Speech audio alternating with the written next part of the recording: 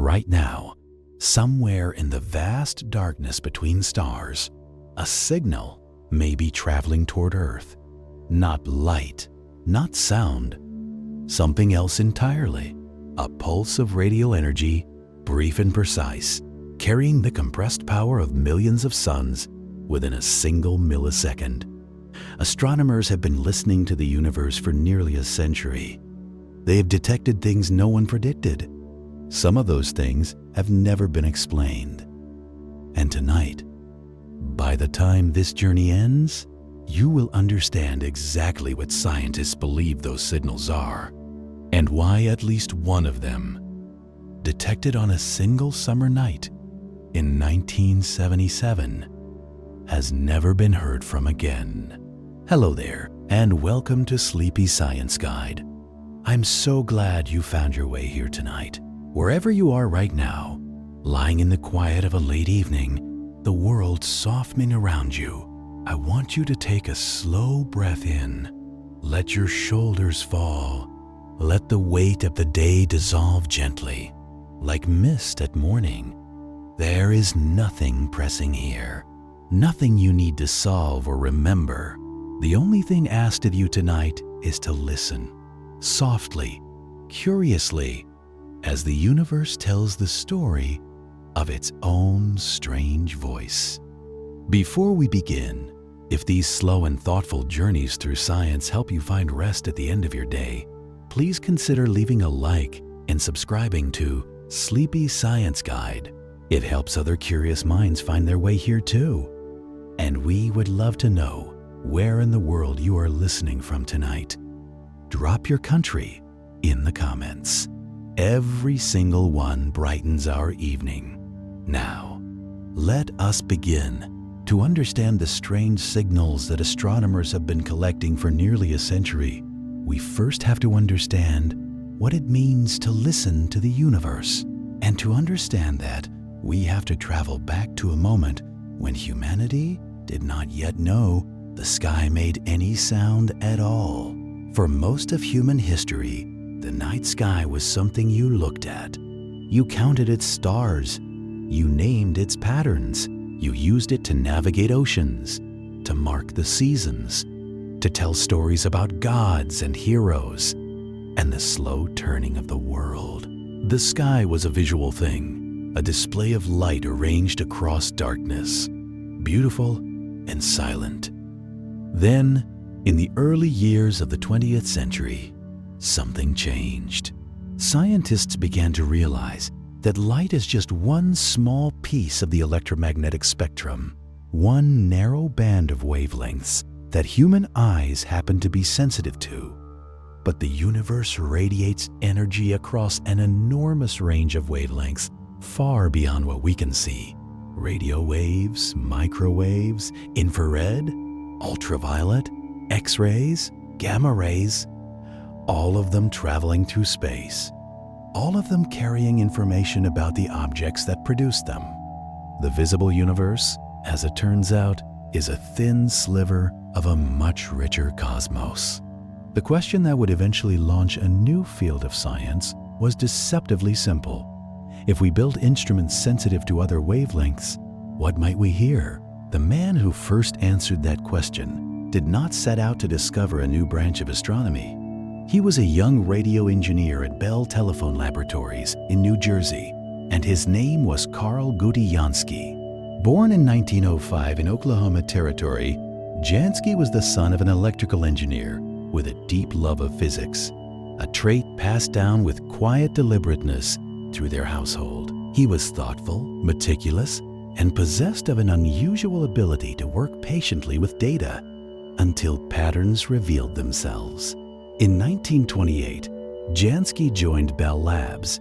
The telephone company was expanding rapidly, and the new frontier of transatlantic shortwave radio communication was plagued by a persistent problem: interference. Somewhere in the electromagnetic environment, there was noise, crackling, hissing, background static that disrupted clear communication across the Atlantic. Jansky was given a straightforward assignment: find the sources of that interference and characterize them so engineers could work around them. For this task, he designed and built a remarkable instrument. It was a large directional antenna mounted on a rotating base roughly 30 meters across, built on 4 automobile wheels from a Ford Model T. The whole thing capable of turning in a slow circle to scan different directions. It looked, colleagues later joked, like a child's merry-go-round built to improbable scale. Jansky set it up in a field in Holmdel, New Jersey, and began collecting data. Over the following months, he identified most of the noise sources. Nearby thunderstorms were loud and obvious. Distant storms were fainter. Other radio transmitters contributed their own signatures. But there was one residual source that refused to be categorized. A faint, persistent hiss of unknown origin. It appeared and disappeared on a roughly daily cycle, which made Jansky suspect it was tied to the sun. But as he continued monitoring, he noticed something subtle and puzzling. The signal did not peak every 24 hours. It peaked every 23 hours and 56 minutes. That 4-minute difference is not trivial. A 24-hour cycle would follow the sun. A 23-hour and 56-minute cycle is the length of a sidereal day, the time it takes Earth to complete one full rotation relative to the fixed stars, rather than the sun. Whatever was producing this signal was not following the sun. It was following the stars.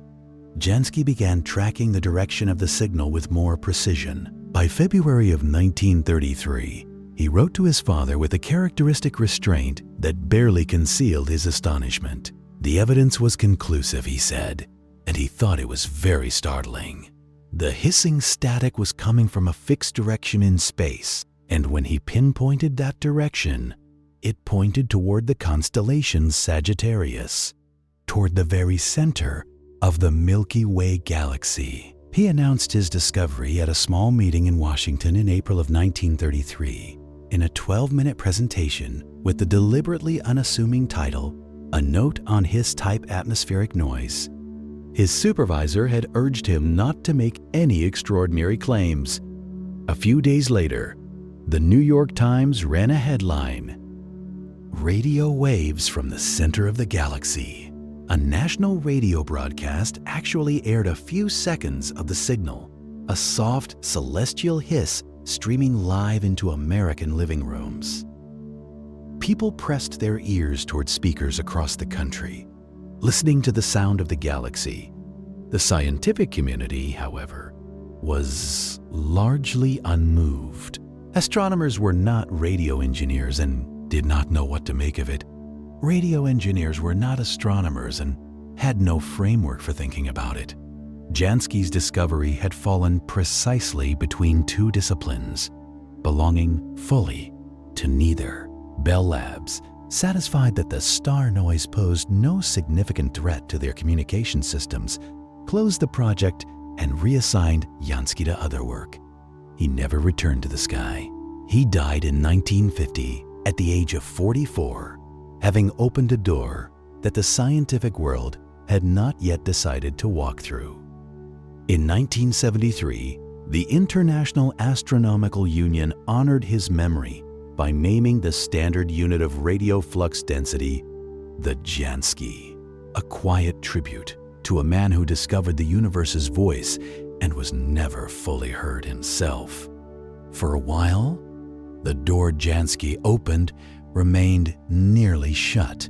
There was one remarkable exception, a radio engineer named Grote Reber, who read Jansky's published papers in 1933 and became fascinated. Reber wrote to Bell Labs hoping to continue the work, but received no encouragement, so he did the only thing that seemed logical to a man of his disposition.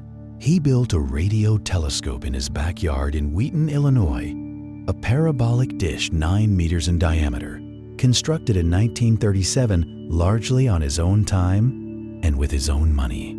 He began surveying the skies systematically, mapping the radio emissions coming from different directions. His results confirmed and extended Jansky's discovery.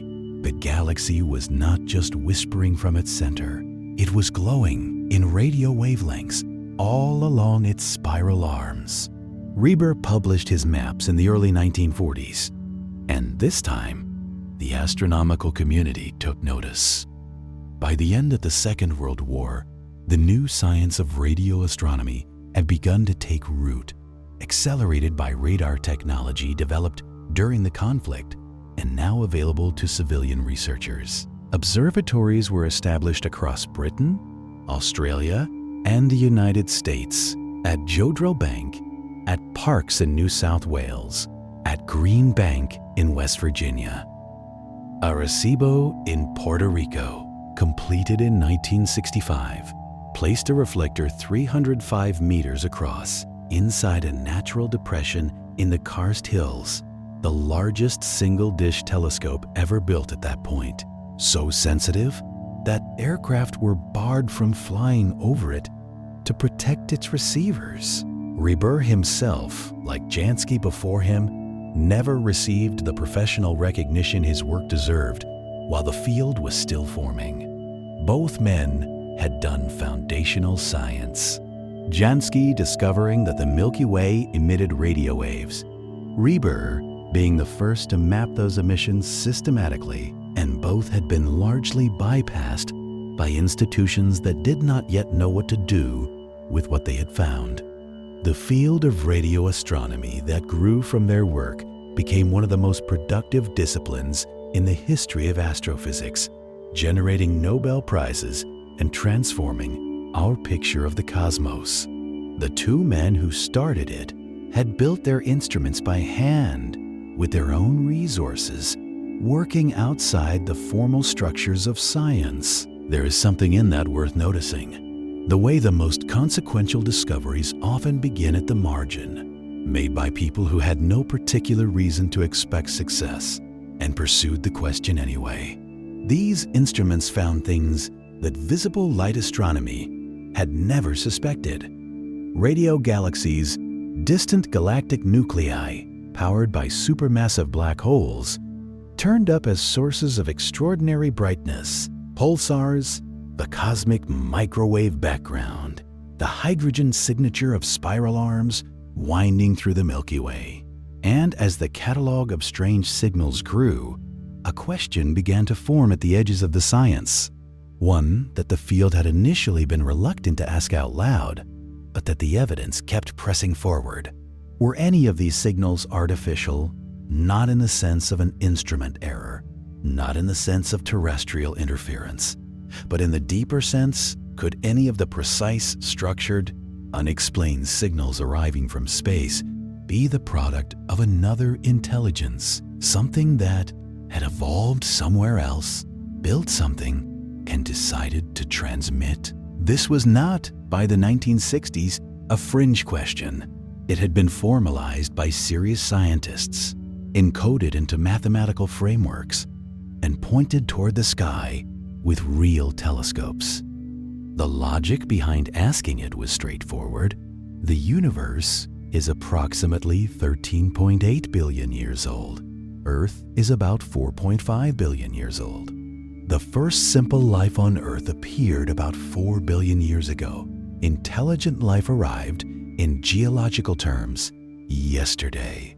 If any other planet, around any other star, had gotten a head start of even 100 million years, a geological eye blink by cosmic standards, the civilization that emerged there could be incomparably more advanced than us.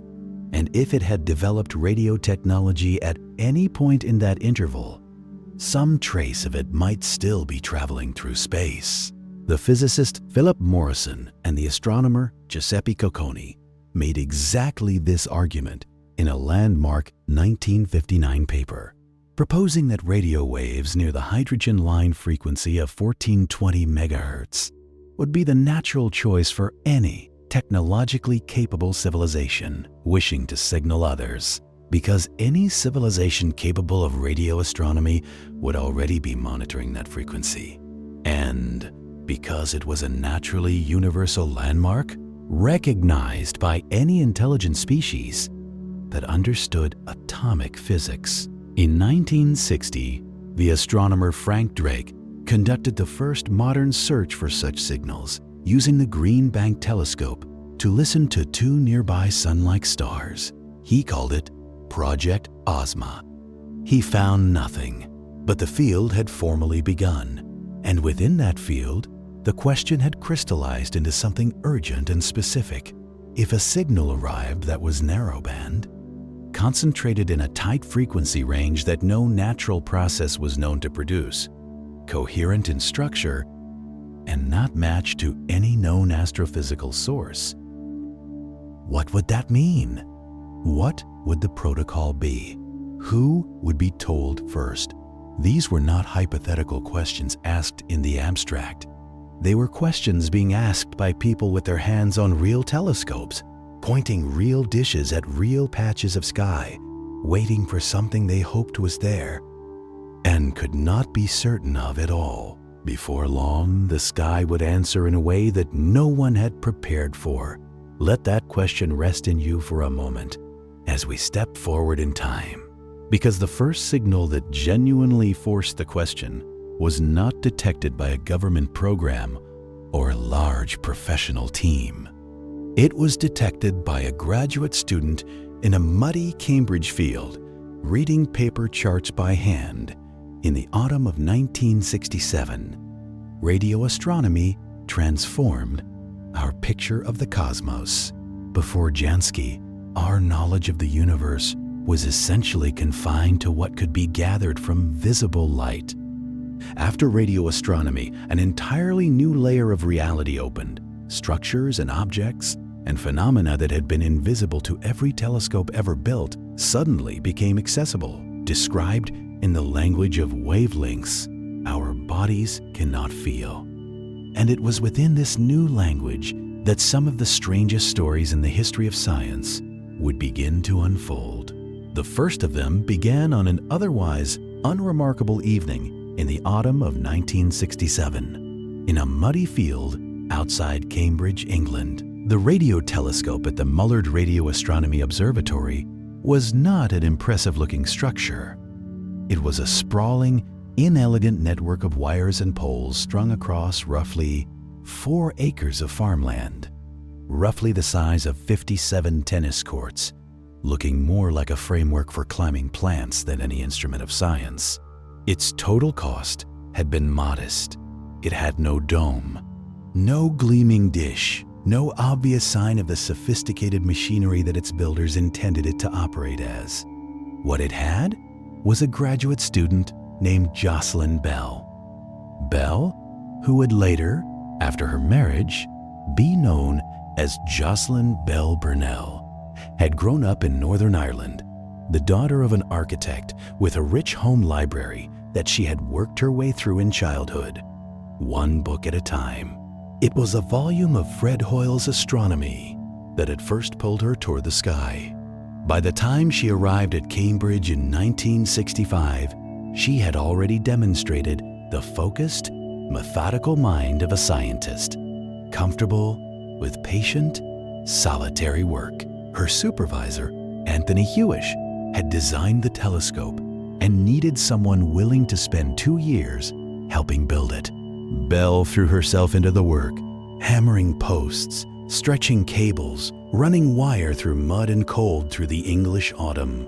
When the instrument was finally complete, Hewish handed her another task: analyze the data it produced.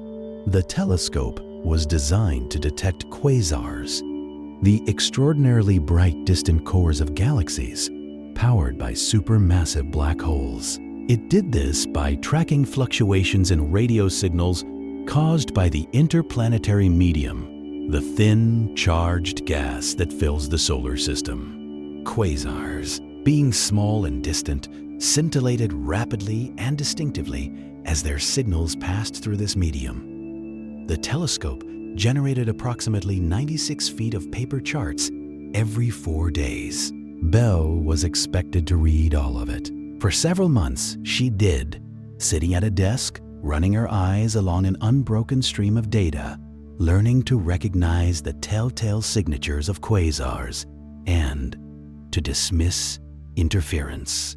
It was painstaking work, the kind that asks for a particular combination of vigilance and patience. And it was during this routine, repetitive analysis in August of 1967 that Bell noticed something she could not categorize: a small squiggle, a brief anomaly occupying about 5 millimeters of a chart that stretched for hundreds of meters. It did not look like a quasar.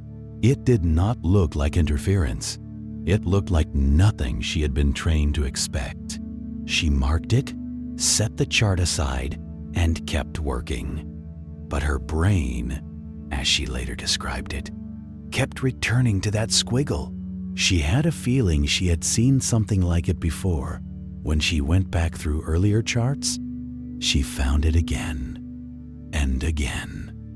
The same patch of sky, the same small, puzzling irregularity. She switched to a faster recorder to capture more detail. For several weeks, the signal was absent. Then, on November 28, 1967, it returned, and this time, the faster recorder revealed it in full. A string of pulses arriving at precisely regular intervals, each one separated from the next by exactly 1.337 seconds. Not approximately, not roughly, exactly. The precision was extraordinary, far greater than anything a natural astronomical source was expected to produce. Bell stared at her readout for a long time. She brought it to Hewish. He was skeptical at first. Surely it was interference, some terrestrial radio source leaking into the instrument. But he came to the observatory the following morning and saw the pulses himself, tracking steadily across the sky. With the stars, whatever was producing this signal was not on Earth. It was fixed among the stars, and it was keeping time with an accuracy that rivaled the best clocks humans had ever built. There was only one serious hypothesis they dared formulate to explain what they were seeing. Something artificial. Something made. The research team gave the signal a quiet, private nickname, LGM-1. Little Green Men, not because they believed it, not as a serious scientific designation, more as an acknowledgement of the obvious, uncomfortable question that hovered in the room whenever the printouts were spread across the table. It was, Hewish would later say, a half-serious shorthand for the possibility they were not ready to dismiss outright. That somewhere in space, at an enormous distance, something was pulsing with mechanical precision, and they had no other explanation. They sat with this quietly for several weeks. Hewish held a meeting to discuss how they might handle the implications if no natural explanation could be found. What it would mean to announce to the world that a signal of potentially artificial origin had been detected. Bell recalled being excluded from that meeting. She was, after all, the graduate student who had found the thing. Then, in early 1968, Bell found another one. A second pulsing source coming from a completely different part of the sky. Then a third, then a fourth. Each one pulsing at its own precise interval.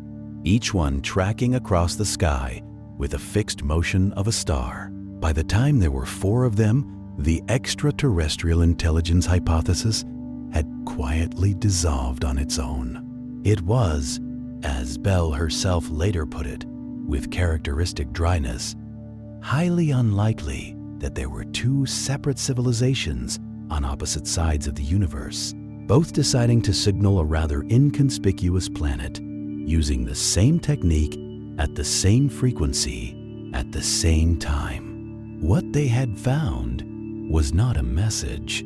It was a new kind of object, a new kind of star, behaving in a way no star had ever been predicted to behave. The objects came to be known as pulsars, a word coined by the science correspondent of the Daily Telegraph as a contraction of pulsating radio star. The explanation that emerged over the following months was one of the most striking in the history of astrophysics.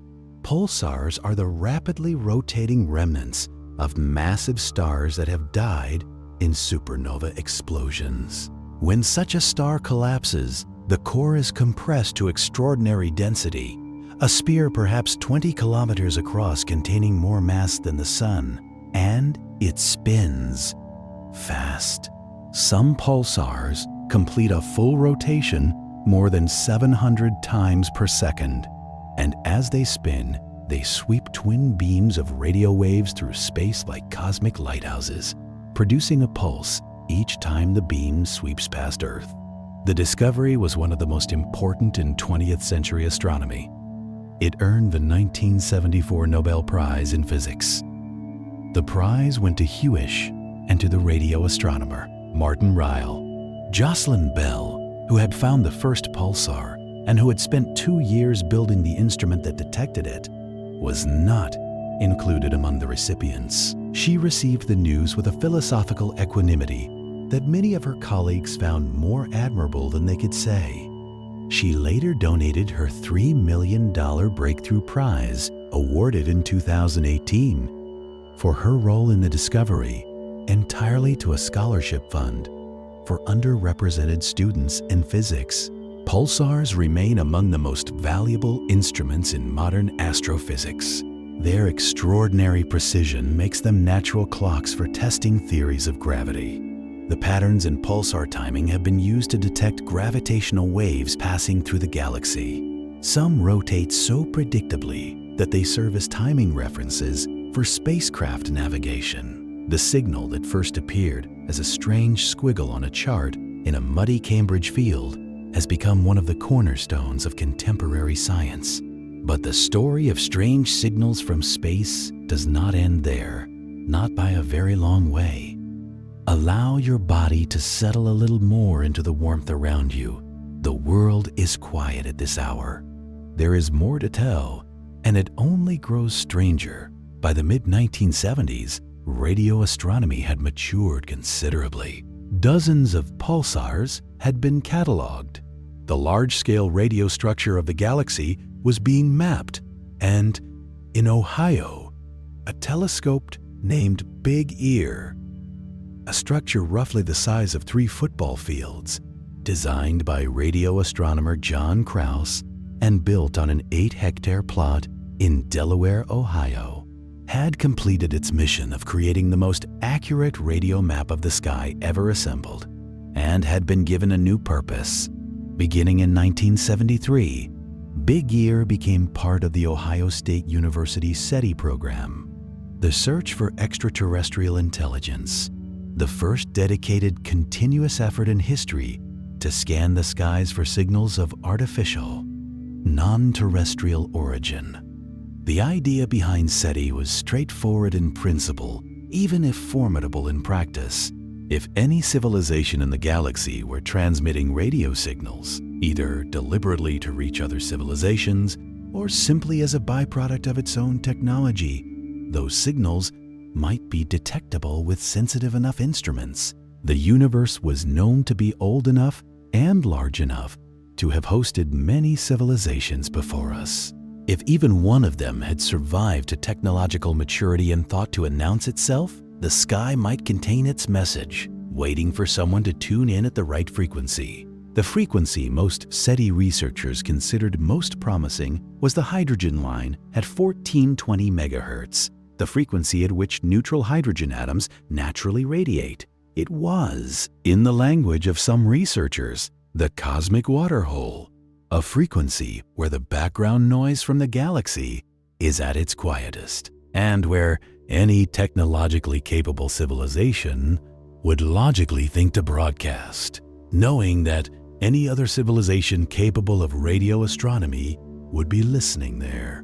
The Big Ear telescope scanned the sky methodically, one strip at a time. Volunteer astronomers combed through printouts of data, looking for anything that deviated from background noise in a way that might suggest something other than natural origin. For years, the search produced nothing of note. Then, on August 15th, 1977, sometime in the late evening, Big Ear's receivers swept across a point in the sky in the direction of the constellation Sagittarius. The signal that entered the instrument at that moment was powerful. Narrowband, concentrated near the hydrogen line, exactly as SETI theorists had predicted a deliberate signal should be. It rose in intensity, reached its peak, and then faded again over exactly 72 seconds. The precise duration of Big Ear's observation window as Earth's rotation carried that point of sky through the telescope's field of view. The signal registered as the strongest and most anomalous thing the Big Ear program had detected in 4 years of searching. It sat unreviewed in the data for several days when Jerry Amon, a volunteer astronomer working through the latest computer printouts, came across the sequence of alphanumeric characters the telescope system used to record signal intensity. He found a sequence unlike anything he had seen before. The telescope's output was rendered in a notation where letters represented signal strengths above a baseline, a scale from 0 to 9, then A to Z for higher values. The sequence he found read 6EQ UJ5. In the middle was the letter U, a signal 30 times stronger than background noise. Amon stared at it for a long moment. Then he circled it in red ink and wrote a single word in the margin. Wow. The wow signal, the name it has carried ever since, became one of the most studied and most debated astronomical events of the 20th century. It had all the characteristics SETI researchers had defined as hallmarks of a potentially artificial signal. It was narrowband, concentrated in a tight frequency range rather than spread across many channels. It was close to the hydrogen line. It was powerful, far beyond anything a natural radio source in that part of the sky was known to produce. It appeared once, at the right duration, with the right frequency profile, and never returned. Amon himself, reviewing the data years later, would say that it had all the potential of being a signal from extraterrestrial intelligence, that beyond that, no conclusion was possible. The important word in that statement is the last one, possible, not confirmed, not even probable. Simply, the data fit the profile of what such a signal might look like, and nothing has emerged to contradict that. Searches for the WOW signal have continued across the decades since. Big Ear eventually lost its funding and was demolished in 1998. Its site converted to a golf course, a fate that struck many astronomers as a peculiarly human way to mark the passing of a scientific instrument. Other telescopes have swept the coordinates of the original signal dozens of times. The Very Large Array, the Green Bank Telescope, and others have all pointed toward that section of Sagittarius. They have found nothing. The most recent serious attempt to explain the WOW signal was published in 2024 by a team led by astrophysicist Abel Mendez of the Planetary Habitability Laboratory. Their analysis of archival data from the now collapsed Arecibo Observatory in Puerto Rico identified multiple instances of similar narrowband signals near the hydrogen line frequency detected between 2017 and 2020. Their leading hypothesis: the original signal may have been caused by a sudden brightening of a cloud of interstellar hydrogen gas, stimulated by a transient energetic source, possibly a magnetar flare or a soft gamma repeater. These events, they argued, could produce a brief, bright, narrowband flash near the hydrogen frequency that would look, from the outside, exactly like what Big Ear detected. If this explanation is correct, The wow signal was not artificial. It was a natural phenomenon, cosmic rather than crafted, a coincidental alignment of physics rather than a message from another mind. But the explanation remains a hypothesis. The signal has never been reproduced. The source has never been identified. Eamon himself said in 1994 that it should have been detected again when they looked for it 50 times. The universe has kept its silence on this particular matter for nearly half a century. Rest your mind on that for a moment. Somewhere in the data archives of Ohio State University, the printout still exists. Eamon's penciled annotation beside a sequence of characters representing 72 seconds of something that may have been nothing, or may have been everything. Science does not resolve cleanly, and neither does the night sky. The universe would not stop offering strange signals. Not then, and not ever. In 2007, a discovery emerged from an unexpected place, not from a dedicated SETI program, but from an archival survey of pulsar data.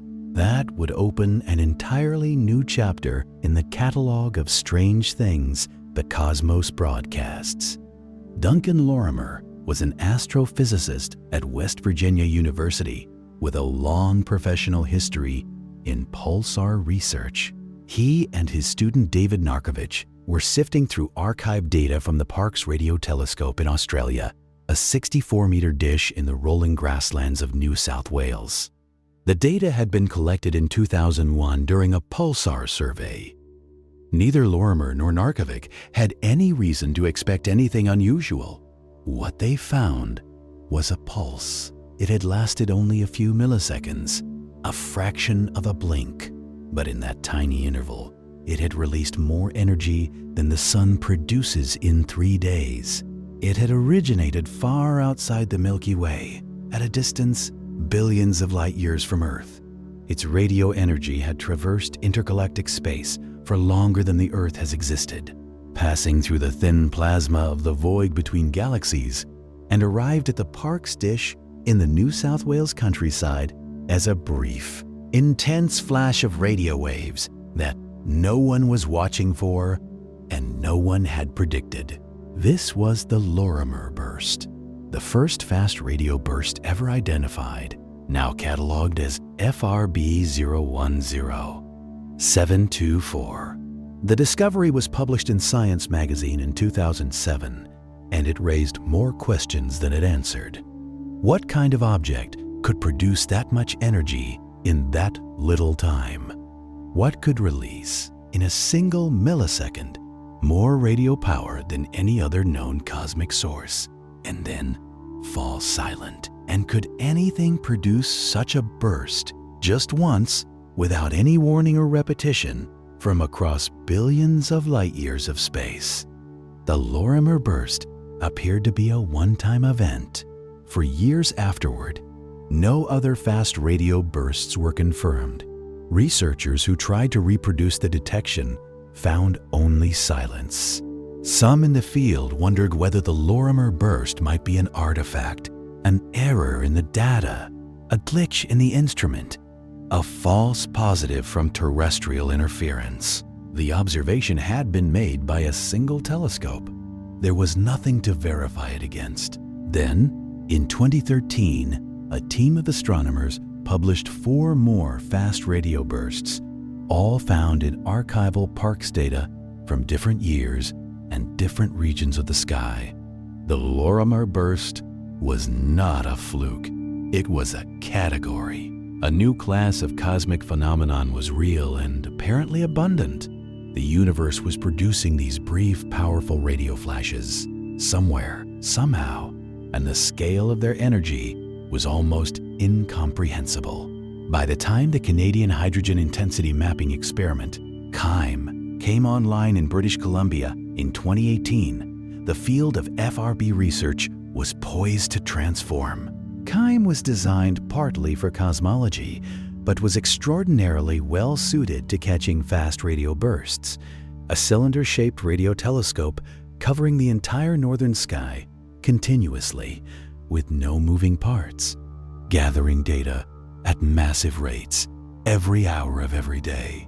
Within its first year of operation, KIME had detected more fast radio bursts than all previous telescopes combined.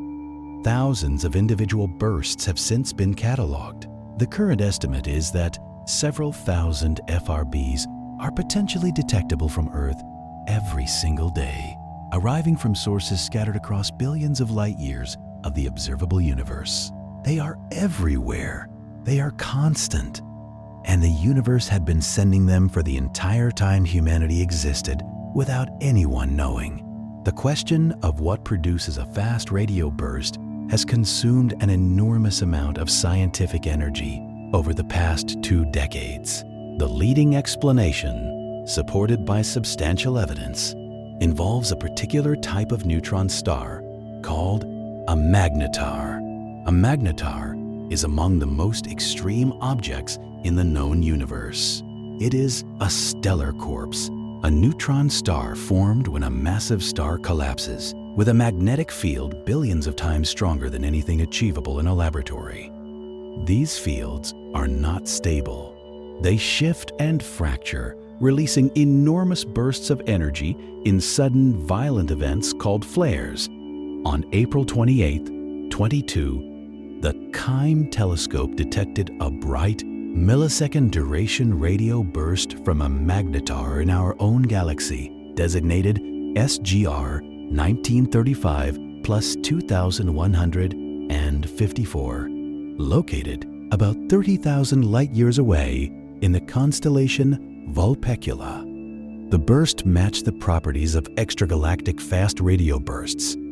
The connection between magnetars and FRBs had been suspected for years. This was the clearest evidence yet that it was real. But not every fast radio burst fits neatly into the magnetar model.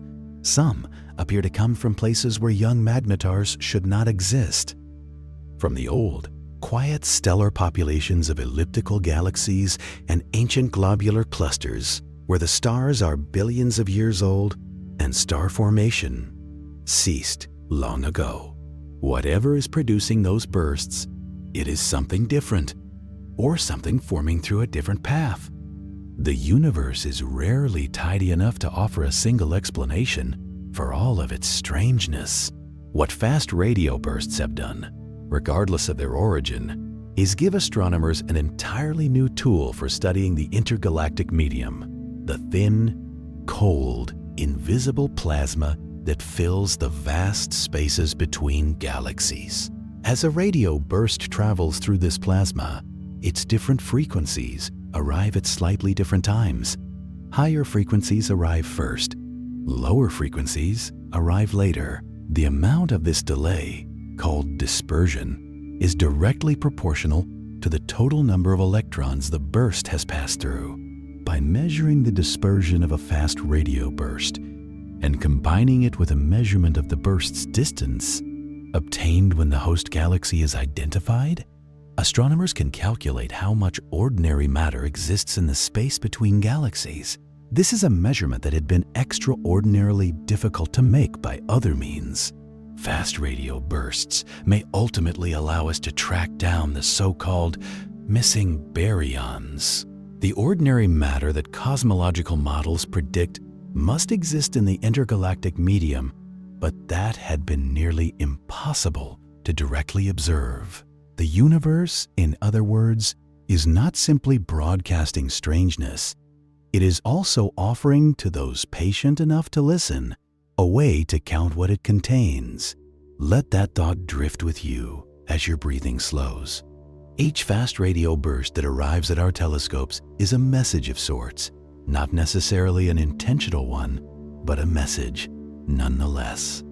A record of conditions in the space it crossed, a sample of the universe's vast middle distance, a brief flash from something we still do not fully understand, arriving after a journey measured not in miles or years, but in billions of years of travel through a cosmos far older and stranger than any human being has yet fully grasped. We are barely at the beginning of this story. Among all the discoveries that emerged from the expanding catalog of fast radio bursts, perhaps none stirred more curiosity than the ones that repeated. Most fast radio bursts are detected once and never again.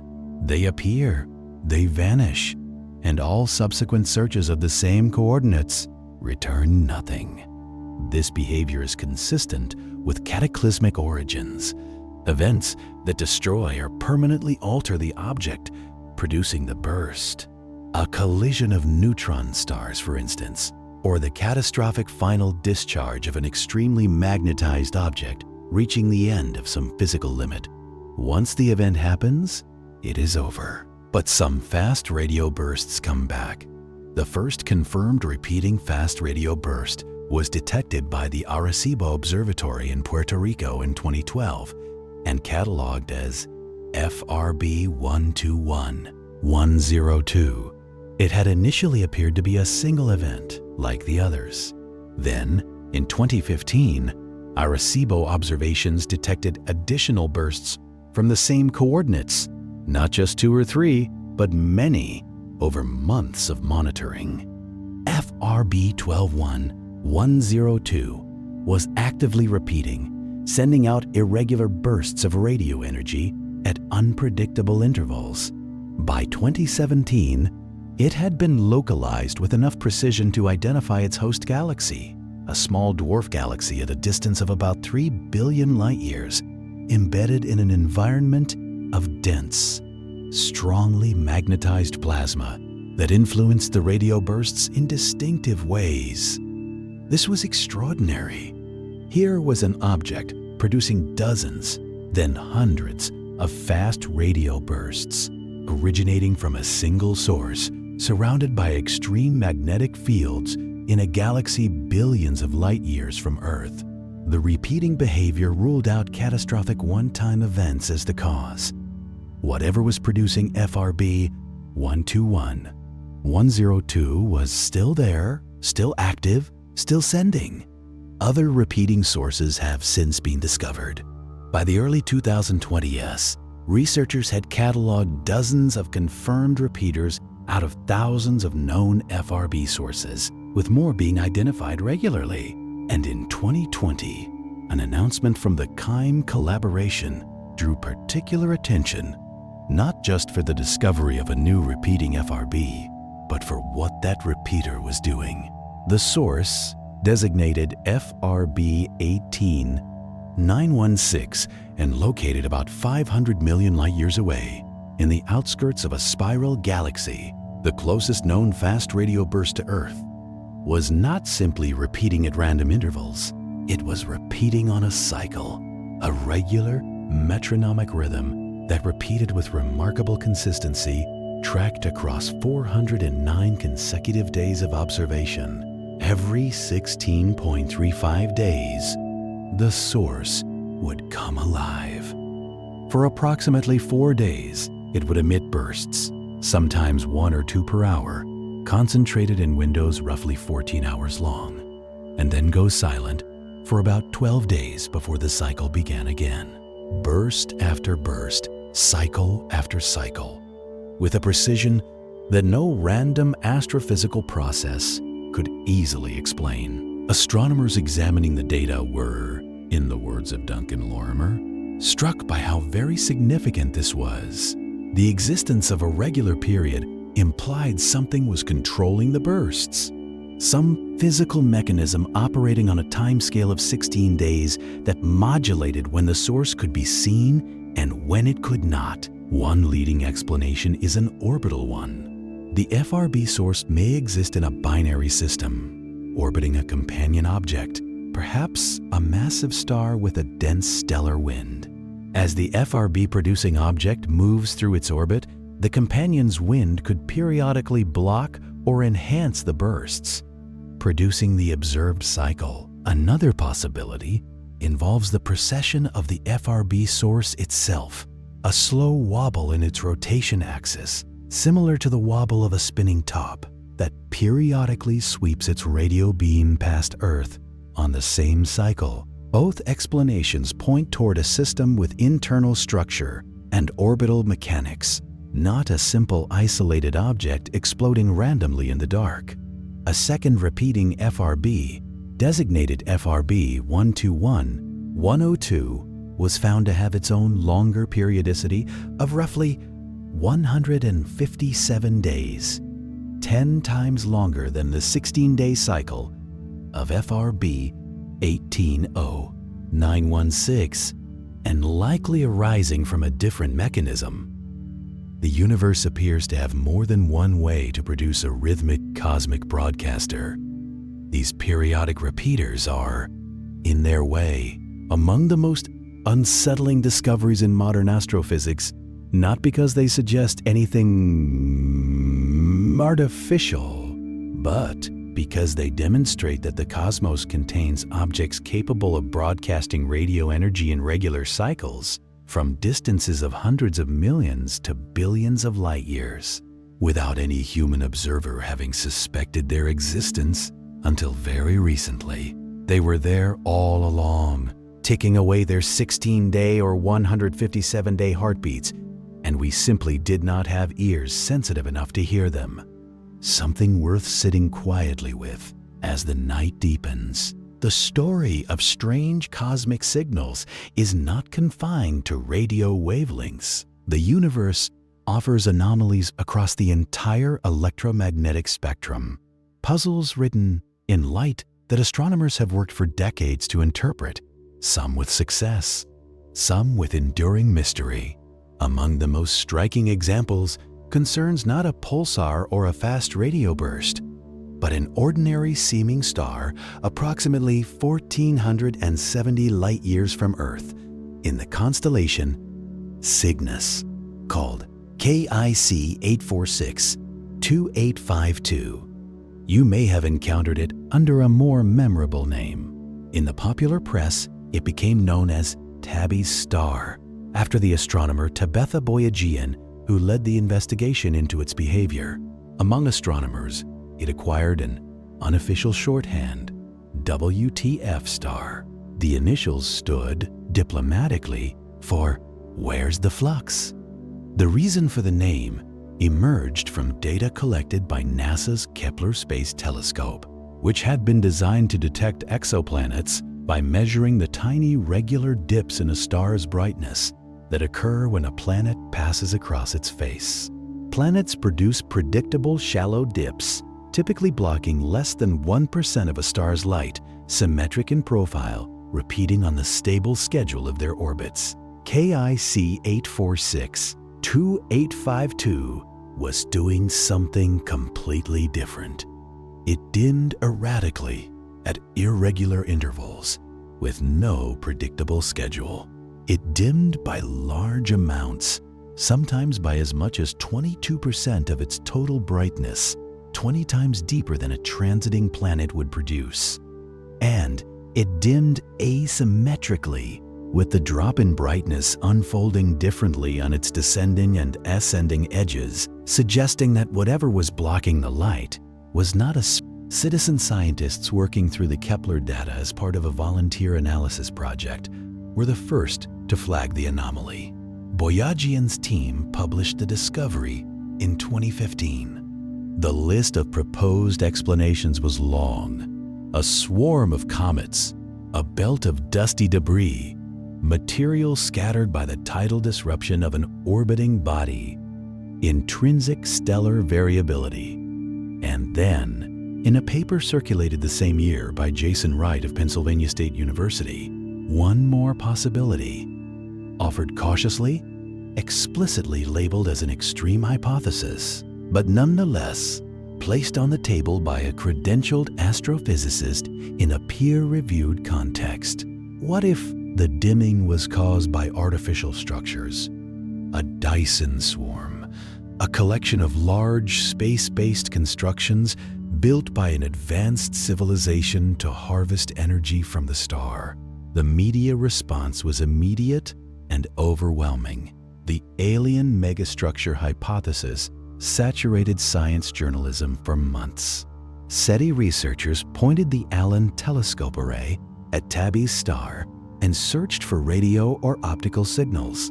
They found nothing. But the absence of radio signals did not rule out a megastructure. It simply meant that whatever was there was not also broadcasting at radio wavelengths that human instruments were tuned to receive. Boyajian launched a crowdfunding campaign that raised more than $100,000 and secured telescope time at observatories around the world to catch the star in the act of dimming and study it across multiple wavelengths simultaneously. In May, but fine, dust particles scatter light preferentially by wavelength, absorbing shorter, bluer wavelengths more than longer, redder ones. The wavelength-dependent dimming of Tabby's star was the signature of dust. Circumstellar dust, likely fine-grained, somehow replenished from some reservoir, orbiting in irregular, overlapping clouds at uncertain distances from the star.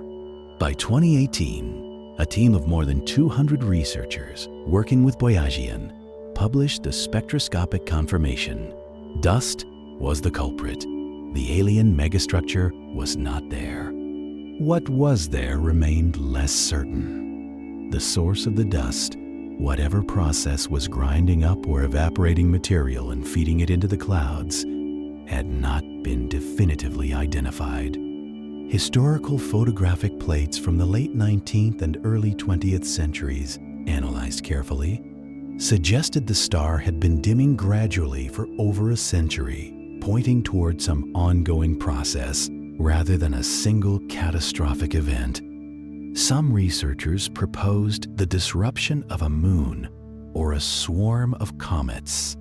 Others pointed to the star's unusual long-term behavior as evidence for something stranger still, a star in a phase of its evolution that we had simply never caught before.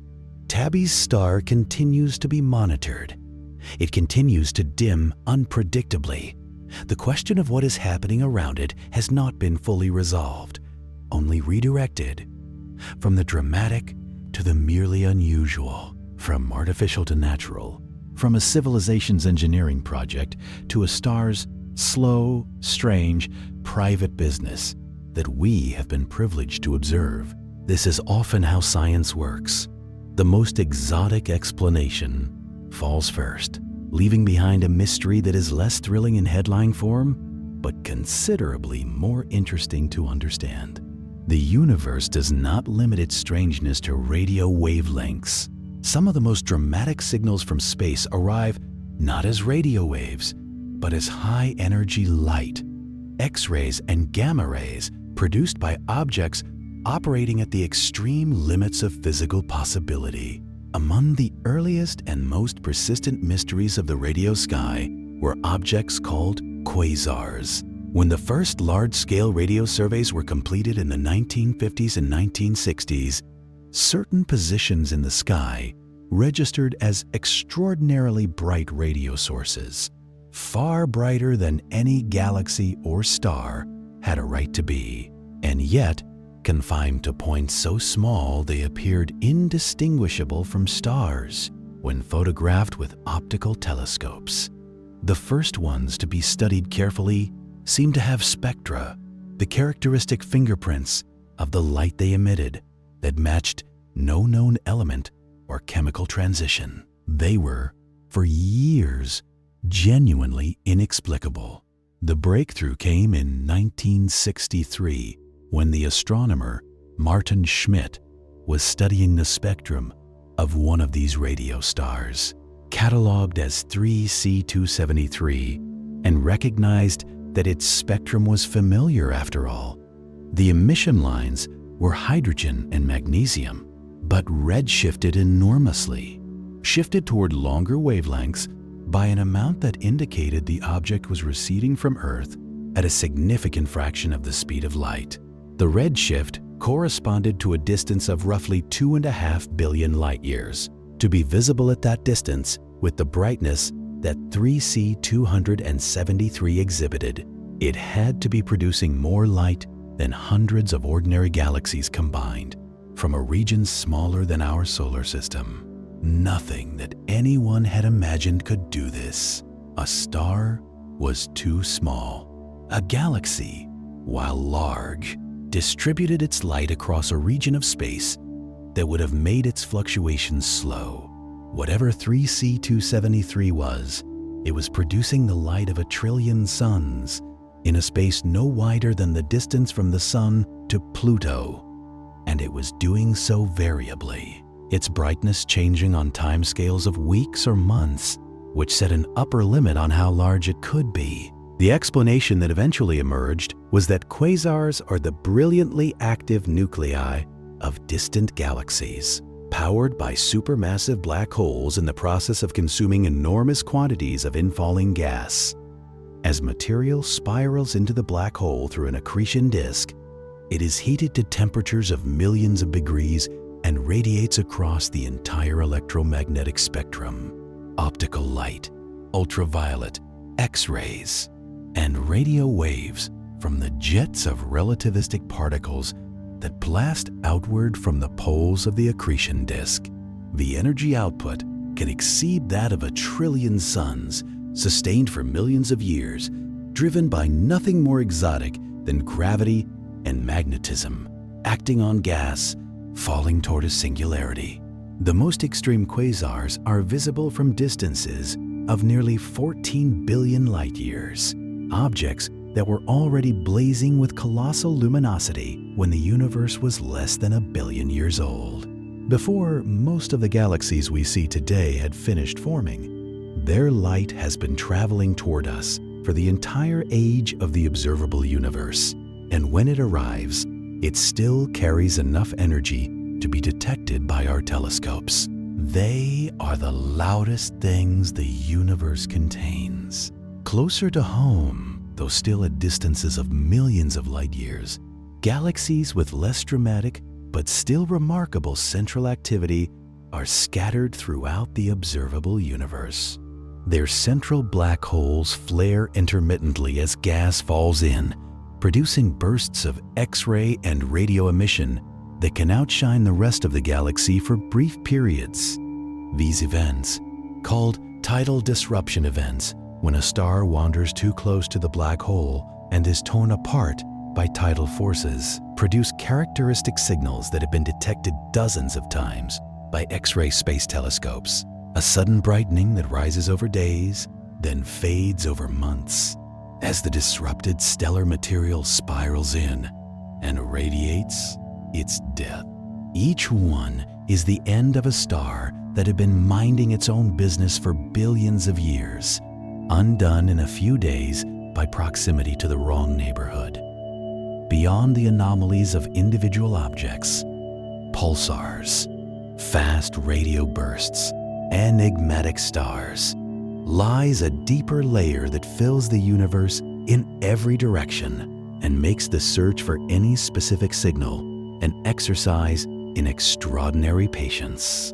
The sky is not simply full of particular sources, it is bathed in a continuous background of natural radio emission from which every discovery must be separated and identified.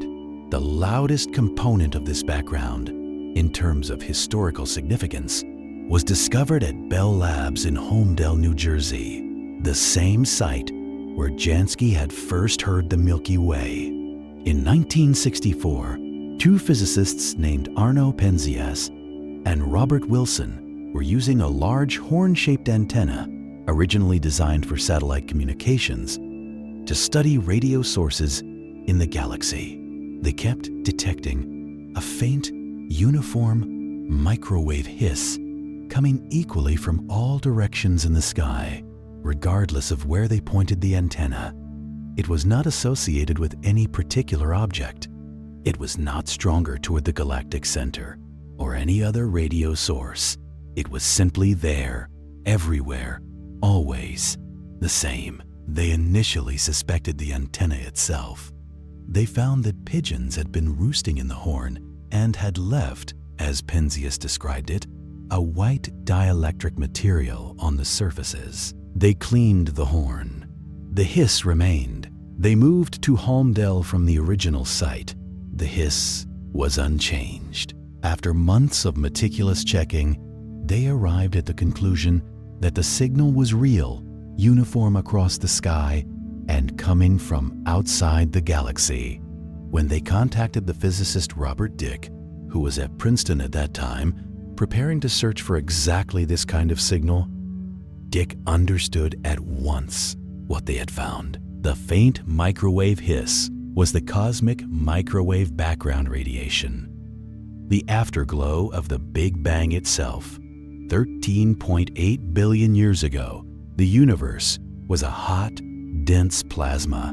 As it expanded and cooled, the plasma became transparent, and light was able to travel freely for the first time. That light has been traveling ever since, stretched by the expanding universe into microwave wavelengths, arriving today at Earth from every direction with the faint, uniform glow of a universe that was once almost unimaginably different from what it is now. Penzias and Wilson received the Nobel Prize in Physics in 1978. They had not been looking for the Big Bang's echo. They had been looking for interference and had found, instead, the oldest signal in the observable universe. The natural radio sky also contains, everywhere and always, the signature of hydrogen. The cold atomic hydrogen gas that fills the space between the stars and drifts through the galaxy in vast, slowly rotating clouds emits radio waves at 1420 megahertz. The hydrogen line, mapping this emission, has been one of the primary tools for understanding the structure of the galaxy for more than 70 years. It traces the spiral arms, reveals the rotation of the galaxy's outer regions, and provides direct evidence for the dark matter halos that extend far beyond the visible stars. Pulsars, too, fill the galaxy. Over 3,000 confirmed so far, each one ticking away at its own characteristic period, some blazing through a rotation in milliseconds, others lumbering through one every few seconds. Together, they form a natural radio grid, scattered through the Milky Way, their signals passing through the interstellar medium, carrying in their arrival times information about the electrons they have encountered along the way. And from beyond the Milky Way, from the nuclei of distant active galaxies powered by supermassive black holes, enormous jets of accelerated particles blast outward at near-light speed, radiating across the radio spectrum in vast plumes that can extend for millions of light years. These radio galaxies were among the first objects detected by early radio telescopes, and they remain among the brightest radio sources in the sky. Some of them, called blazars, happen to be oriented so that one of their jets points almost directly toward Earth. And in these cases, the energy we receive is so intense and so variable that early astronomers struggled to classify them at all. They were for years among the genuine mysteries of the radio sky. Point-like sources, impossibly bright, flickering unpredictably, until the physics of relativistic jets was understood well enough to explain their behavior. The natural universe produces radio noise that is, in aggregate, overwhelming. The challenge for anyone listening for something specific, something narrow, something organized, something that does not fit the general pattern of astrophysical processes, is the challenge of finding a single voice in an enormous crowd. This is why the science of SETI has always been, at its core, a science of pattern recognition. Not the recognition of any pattern, but of a very specific kind of pattern. Narrow in frequency, coherent in structure, inconsistent with what any known natural process would produce. A narrowband radio signal, concentrated within a fraction of a hertz, does not arise from the broad, diffuse emission of hydrogen clouds or the sweeping broadband radiation of a pulsar. It is the kind of signal that transmitters make. The philosophical framework that motivated the search for such signals was laid out most clearly by a young Cornell astronomer named Frank Drake, who in 1960 conducted the first modern SETI experiment known as Project Ozma. Using an 85-foot telescope at Green Bank, West Virginia, Drake pointed his instrument at two nearby sun-like stars, Tau Ceti and Epsilon Eridani, and listened for several months at the hydrogen line frequency. He found nothing, but the exercise prompted him to think carefully about the problem, and the result was an equation, the Drake equation, that he developed to organize a small, informal conference of scientists at Green Bank in 1961. The equation was not intended as a prediction. It was a framework for thinking, a way of laying out the quantities that would determine how many communicating civilizations might currently exist in the Milky Way.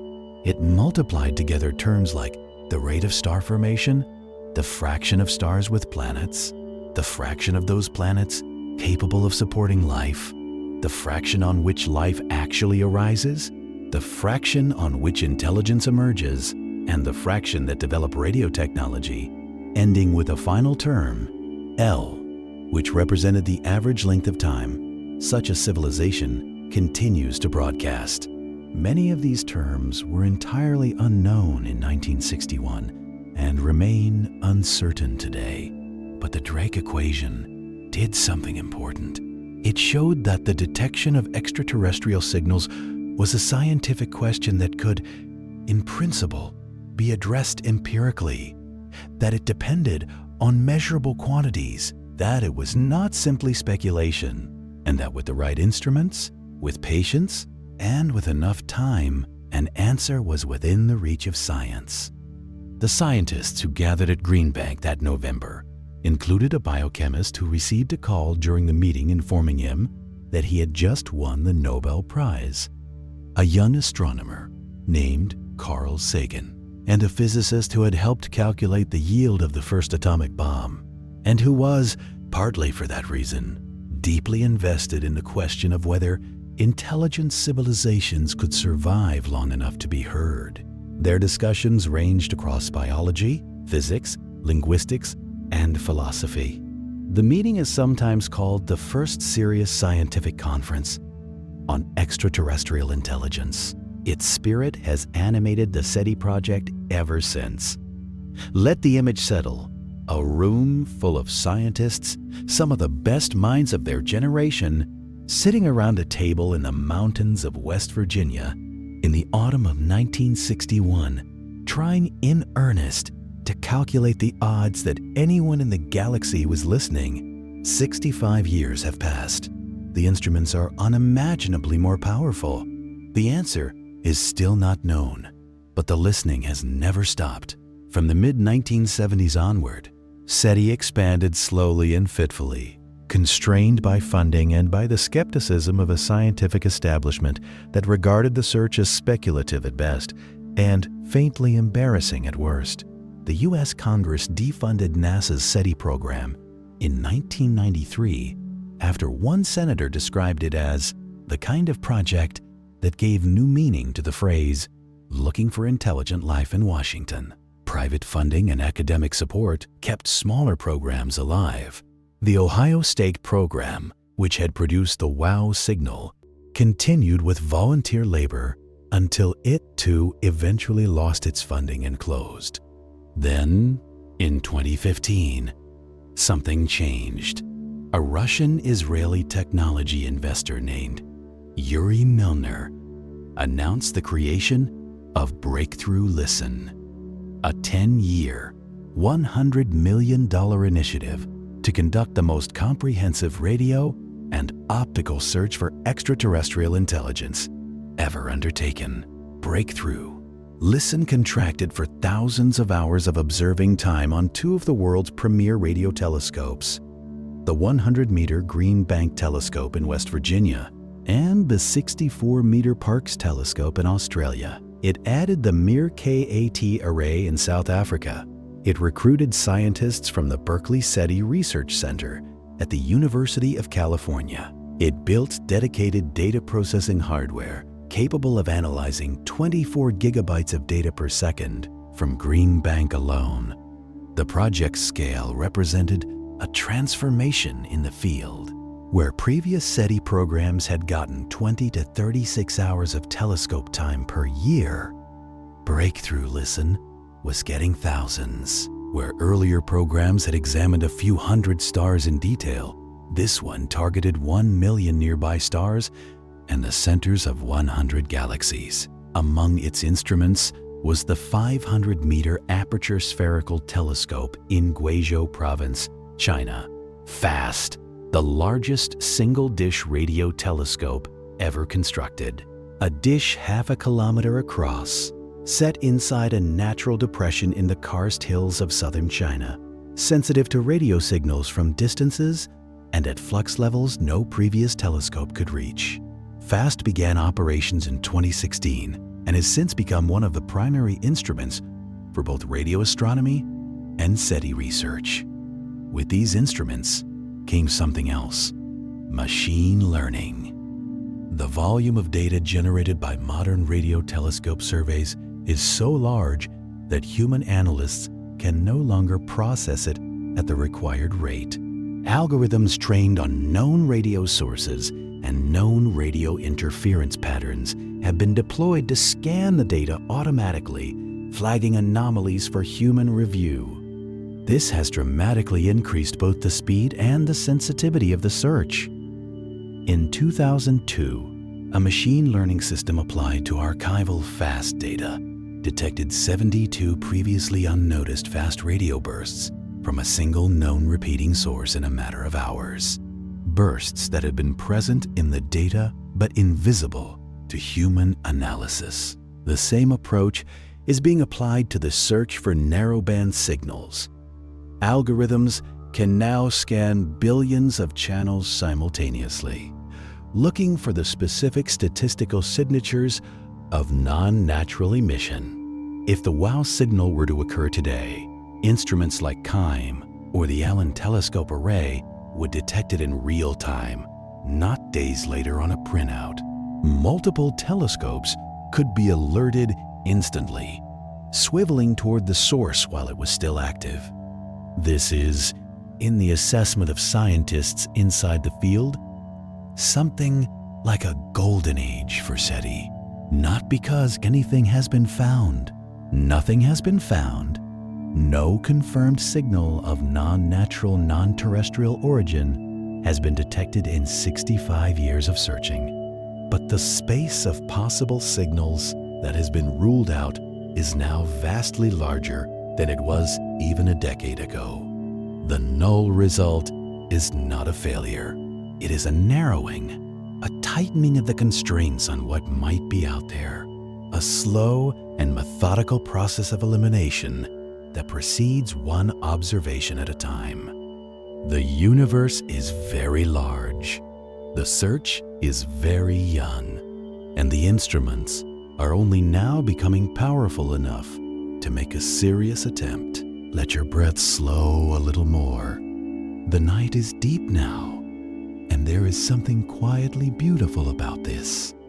The image of great dishes of metal turning silently under the stars, recording frequencies that the human body cannot sense, accumulating data that will eventually be read by algorithms processing more information per second than any human mind could hold. It is humanity at its most patient and its most curious, not looking for confirmation of what it already believes, but genuinely not knowing what might be out there and choosing to listen anyway.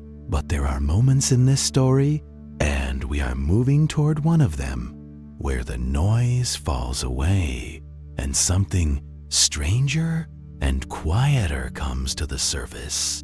What would it feel like if a signal arrived that was unmistakably not natural? Not the WOW signal, with its 72 seconds of suggestive silence before vanishing. Not a fast radio burst, brilliant and brief and probably explained by something magnetic and extreme. Not Tabby's star, with its strange dimming that turned out to be dust.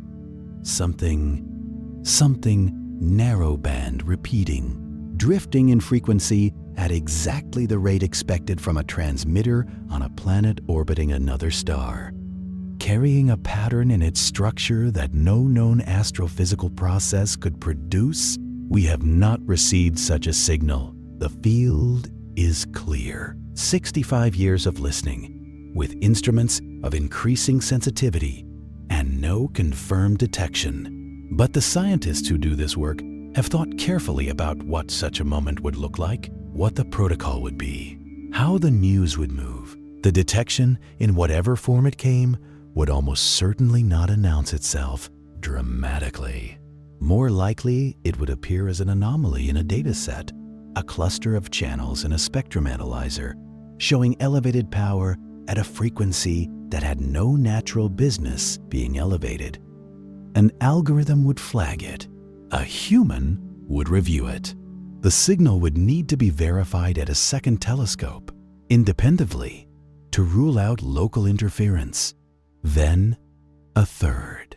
Then the coordinates would be shared carefully with a small group of trusted colleagues, and those colleagues would search the same part of the sky from their own instruments. If it remained present, narrowband, coherent, reproducing at multiple telescopes separated by hundreds or thousands of miles, moving with the apparent motion of a star, the pressure to say something publicly would build rapidly. There are international protocols for this, agreed in principle if not always in binding form. The detection would be announced to the scientific community first. Governments would be informed. The public would learn through a scientific publication rather than a breathless press conference. There would be weeks, perhaps months, of verification before any official statement. The signal's origin would need to be determined, its distance estimated, its content, if any, analyzed. Whether it represented a deliberate beacon, a leakage signal, or something entirely unexpected would be a question that might not be answerable quickly or ever, and a question that follows immediately after. What it means would be the one that humans had been asking in various forms for centuries. To find that we are not alone in the universe would be among the most significant events in the history of our species. Perhaps the most significant. Every religious tradition, every philosophical framework, every cultural narrative that touches on the question of our place in the cosmos would be reframed. The knowledge that intelligence arose at least twice in the universe would be, by itself, an enormous revision of our understanding of how likely life is, how likely cognition is, how likely anything like us is. It would not tell us whether contact was possible or desirable or safe. It would not tell us what the signal contained or whether its senders were still there or how long they had been broadcasting. But it would confirm that the night sky is not just old and large and indifferent. It is inhabited. This is not a religious or political claim. It is an empirical one. The universe has produced at least one species capable of asking whether there are others, whether the answer is yes or no. The asking has been one of the most persistently human activities there is, and the instruments now being brought to bear on it are the most powerful in our history. Let that sit with you for a moment, lightly. Whether any signal ever arrives, the listening itself is not wasted. Every observation of the radio sky that turns up, no alien signal turns up other things. New pulsars, new fast radio bursts, new radio galaxies, new measurements of the interstellar medium. The instruments of SETI research are also instruments of radio astronomy more broadly. The technology developed to analyze billions of channels simultaneously has applications far beyond the search for extraterrestrial intelligence. The computational infrastructure built for breakthrough, LISTEN, has been made publicly available and has been used to study phenomena ranging from pulsar timing to magnetar flares to the properties intergalactic space. Science is not a single question with a single answer.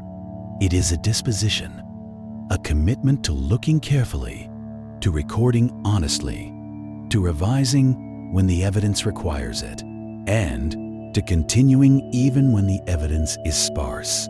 SETI is, in this sense, an expression of science in its purest form, a search for which success is not guaranteed and cannot be forced, where patience is the only strategy available, and where the absence of a result for 65 years says less about the likelihood of success than about the vastness of the space being searched.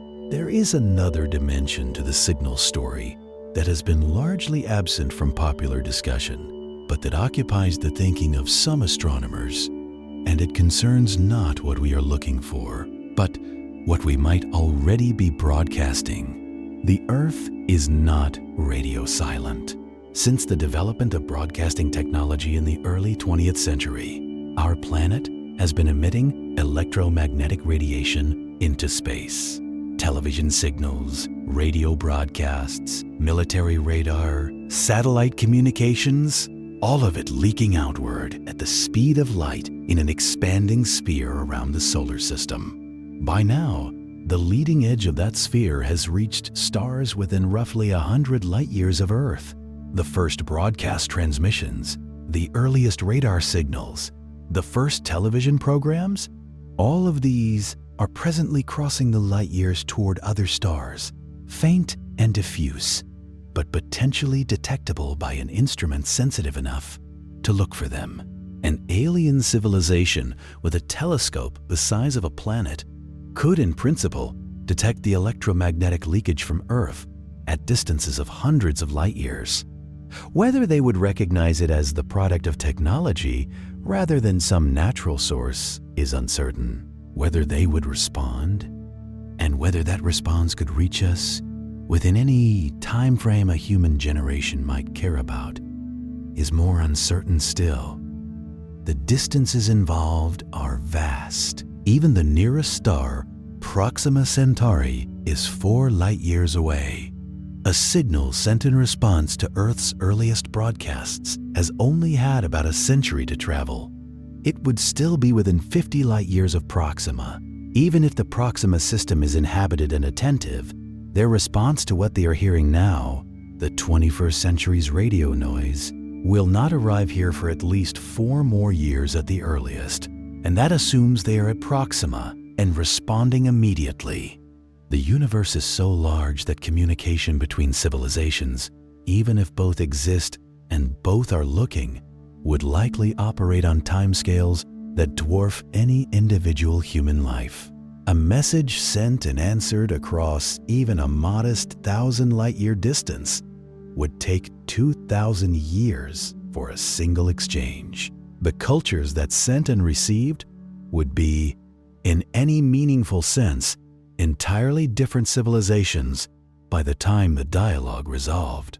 This is sometimes called the problem of cosmic patience, the recognition that interstellar communication, even if possible, imposes timescales that our psychology is not built to accommodate. We are creatures of decades and centuries. The universe operates on billions of years. Any relationship between civilizations separated by light years would be, by our standards, almost impossibly slow. And yet, the signal that Jocelyn Bell detected in 1967 was produced by an object that had been rotating and beaming radio waves for thousands of years before any human ear existed to hear it. The cosmic microwave background had been traveling since the universe was 380,000 years old. The fast radio bursts arriving at our telescopes began their journeys billions of years before the Earth formed. The universe sends signals on timescales that have nothing to do with the urgency or impatience of any particular species on any particular planet. There is something humbling and clarifying in this. We are brief and temporary presences in an extraordinarily old cosmos. The signals we have detected, natural ones, all of them so far, have been traveling toward us for durations that exceed our capacity for genuine comprehension. The universe did not produce them for our benefit. They were not aimed at us. They simply arrived, carrying information about their origins, and we happened to build instruments sensitive enough to receive them at the precise moment in history when our technology had advanced to that capability. The question of whether any signal was ever deliberately aimed at us, whether any intelligence has ever pointed an instrument at the sun and decided to broadcast in this direction, remains open. It may always remain open. But the fact that we cannot rule it out is part of what makes the night sky so interesting to sit beneath. Imagine a night not far in the future, perhaps in your own lifetime, perhaps in the lifetime of someone you know. A sky that looks the same as every night before it, the same stars, the same constellations, the same faint band of the Milky Way arcing overhead. Somewhere, a telescope? Perhaps fast in China. Perhaps the next generation of the Green Bank telescope. Perhaps an instrument not yet designed or built is sweeping through frequencies at a sensitivity that no previous generation could achieve. The data flows into processors running pattern recognition algorithms trained on decades of radio astronomy. And somewhere in that data, a flag is raised, a signal at a frequency that has no natural explanation. Narrowband, coherent, drifting in frequency at the rate that would be expected from a transmitter orbiting a nearby star at a precise orbital distance. Not powerful enough to have been detected before, only just bright enough to be visible to this instrument on this night in this particular configuration. The flag goes to a human analyst. The analyst reads it carefully, checks it against known interference patterns, finds no match, cross-references with a second telescope at a distant site. The second telescope detects the same frequency, the same drift, the same coherent structure. A message goes out to a small circle of trusted colleagues. We may have something. Please observe coordinates. Please do not say anything yet. The planet turns under the stars. The telescopes track. The hours pass. Whether that night ever arrives, we cannot say. But the people preparing for it, calibrating their instruments, refining their algorithms, reading through the data hour after hour, are not waiting idly. They are doing science. Real science, careful science, the kind that does not promise results, but does promise rigor. And in the meantime, they keep finding things that were not expected. New pulsars, new fast radio bursts, new signals from objects that should not be capable of producing signals, new periodicities and sources that were thought to be random. The universe has not stopped being strange. It is stranger now than it was when Jansky first heard the Milky Way hissing in his headphones in 1931. It is stranger than when Bell found her Squiggle in a Cambridge field in 1967. It is stranger than when Eamon circled those 7 characters in red ink on an August morning in 1977. Each new instrument, each new survey, each new catalog of phenomena has revealed a cosmos more varied, more active, more full of unexpected behavior than the previous generation anticipated. The strange signals from space are still arriving. They always were. We are simply, slowly learning to hear them. Let your breathing fall into its own rhythm now. There is a particular quality of the very late night that belongs to you alone. The quiet that accumulates around the edges of sleep, the softening of awareness, the gradual release of the day's weight. Let it come. Think for a moment of Karl Jansky in his field in New Jersey, walking around a merry-go-round antenna, listening for something he did not yet have words to describe. A hiss from the direction of the stars, a signal from the center of the galaxy, 30,000 light years away, arriving at his instrument by pure coincidence in the course of an experiment about something else entirely. He heard it. He followed it. He found it was coming from outside the solar system. And then the world moved on without him, and he never returned to the thing he had found.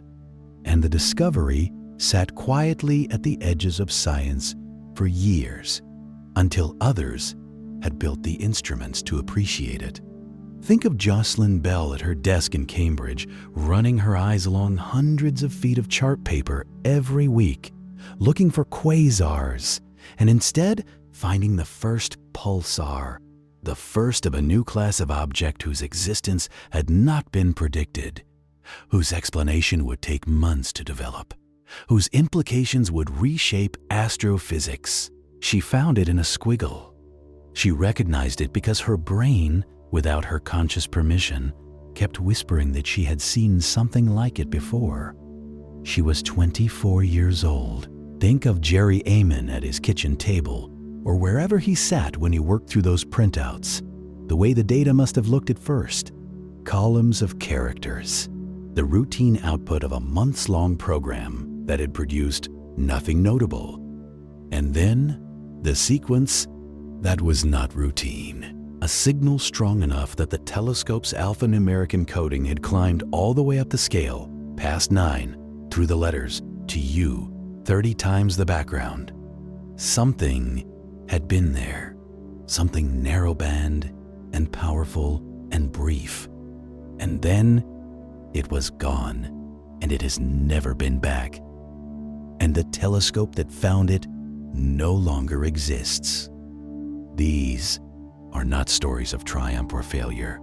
They are stories of attention, of people who showed up and paid careful attention to the universe at a particular moment and caught something in the data that almost wasn't there at all. That might have been nothing. That turned out to be something real and lasting and important. The universe, it seems, rewards attention. Not always immediately, not always in the ways expected, but consistently and generously over time. We are surrounded tonight by signals that are not meant for us and not addressed to us and not shaped by any intelligence. Signals from dead stars, from distant galaxies, from the cooling remnants of the Big Bang, from magnetized neutron stars sweeping their radio beams across the sky like the arms of cosmic metronomes. They pass through the walls of the house where you are lying. They pass through your body. They have been passing through you every moment of your life, on their way from sources hundreds and thousands and billions of light years away, carrying information that no human hand shaped. There is a quality to this thought that is difficult to hold all at once. Right now, in this moment of stillness, the radio emissions of a pulsar in the Crab Nebula, a rotating neutron star left behind by a supernova explosion that Chinese astronomers recorded in 1054, and that produced a bright new star visible in daylight for 23 days, are passing through everything in this room. The photons of the cosmic microwave background, born when the universe was 380,000 years old, are streaming through the air around you, a whisper from the very beginning of everything.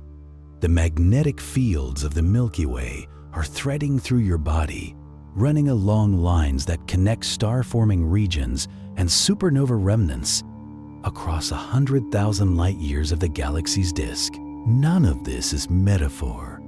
All of it is happening. The universe has never been quiet.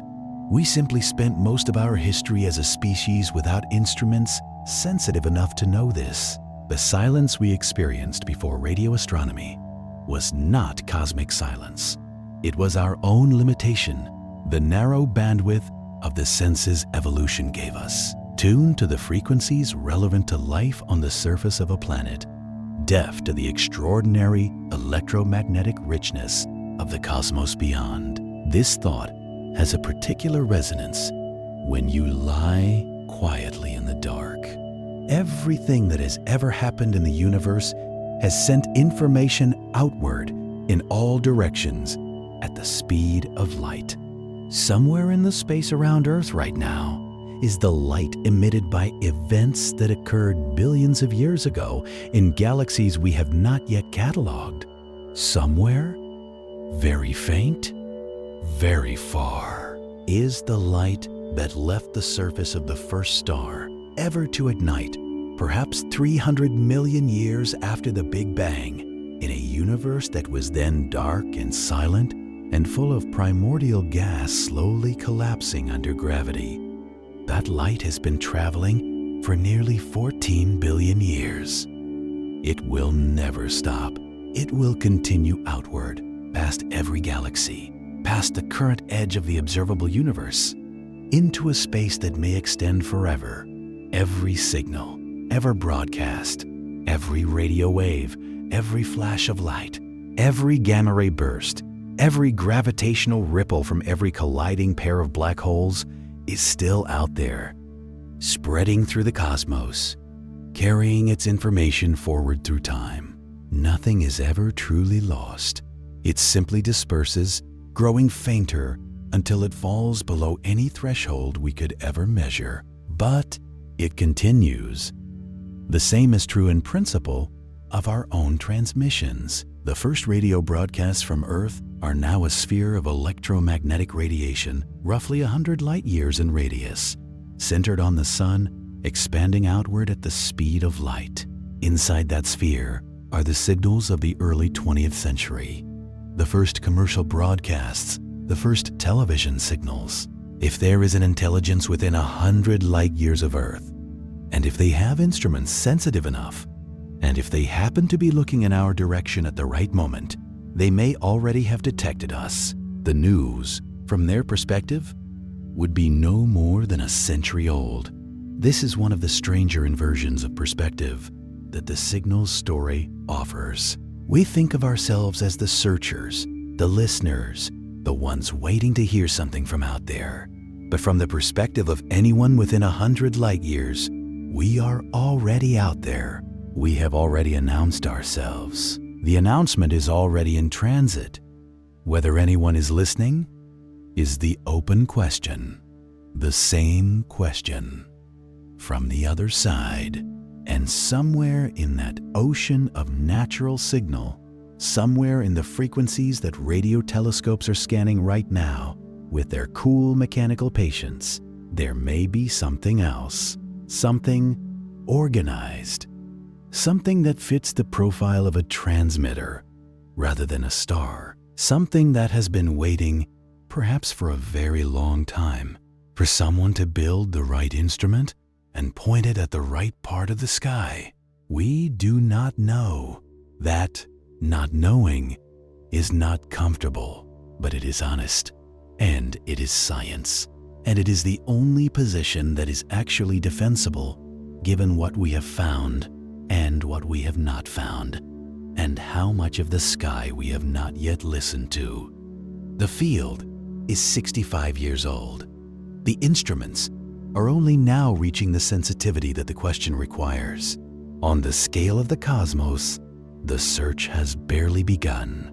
There is a particular kind of courage in the act of listening for something that might not be there. SETI researchers accept, when they begin their careers, that they may spend decades listening and hear nothing, that the null result is the most likely result, that the universe may be full of civilizations too distant or too different to have produced anything we would recognize, or maybe a lonelier place than we can easily imagine. They listen anyway, because the question is worth asking, even if the answer is never found. And because the instruments that listen for alien signals are the same instruments that discover pulsars and map the cosmic microwave background and measure the distances to galaxies, the search, even in failure, produces science.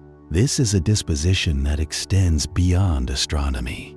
It is the disposition of anyone who maintains curiosity in the face of uncertainty, who continues looking not because success is guaranteed, but because the looking itself is meaningful. The universe has been generous to those who look carefully. It has offered over and over evidence of its own strangeness, objects and phenomena that no one predicted, behaviors that defied every existing theory, signals that arrived from directions no one was watching. The lesson of the last century of radio astronomy is not that we have found everything. It is that every time we have built a new instrument and pointed it at the sky, we have found something we did not expect. The next generation of radio telescopes is already under development. The Square Kilometre Array, a vast network of thousands of dishes and antennas to be distributed across South Africa and Australia, will, when completed, be the largest radio telescope ever built by several orders of magnitude. Its sensitivity and survey speed will exceed every current instrument. It will detect fast radio bursts at rates that dwarf today's catalogs. It will map the hydrogen in galaxies across the observable universe. It will contribute to the search for exoplanets through pulsar timing. And yes, it will search for signals, narrowband, coherent, drifting at the rates expected of transmitters on orbiting planets. If there is anything in the sky to find, the Square Kilometre Array may find it, or it may not. Either outcome will teach us something important about the universe we live in. For now, the night is quiet. The data accumulates in server farms. The algorithms scan their billions of channels. The dishes turn under open skies in Virginia and New South Wales, and the Karoo Desert and the hills of Guizhou Province, all of them pointing toward a cosmos that has never, in the entire history of radio astronomy, agreed to be fully understood. And you are part of this story too, not as a scientist perhaps, but as a human being living in an era when the question of whether we are alone in the universe is no longer purely philosophical. It is being asked with instruments. It is being addressed empirically. The search is real. The data is real. The null results are real. And the possibility of a non-null result is real. Whether it arrives in our lifetimes or not, the fact that we are looking seriously, carefully, with the best tools our civilization has produced is itself something worth holding on to in the quiet of the night. The universe has been sending signals for 13.8 billion years. We have been receiving them, in any meaningful sense, for less than a century. On the scale of cosmic time, we have barely opened our eyes. What we have seen in that brief opening has already exceeded every expectation. Pulsars, objects that physicists had not predicted and astronomers had not imagined, turned up in a Cambridge field in 1967 because a graduate student paid careful attention to a squiggle in a dataset. Fast radio bursts, signals releasing more energy in a millisecond than the sun produces in days, sat undetected in archived data for years before anyone thought to look for them. The cosmic microwave background, the oldest detectable signal in the universe, carrying information about conditions when the cosmos was 380,000 years old, was mistaken for interference from pigeon droppings before it was recognized as the echo of the Big Bang. Every time we have looked more carefully, we have found something we did not expect. There is no good reason to think we have finished. There are frequencies we have not yet surveyed with sufficient sensitivity. There are patterns we have not yet trained our algorithms to recognize. There are objects in the sky whose nature we know we do not understand, and objects whose strangeness we have not yet noticed because we have not yet looked in the right way at the right time with the right instrument. The night sky is not a background.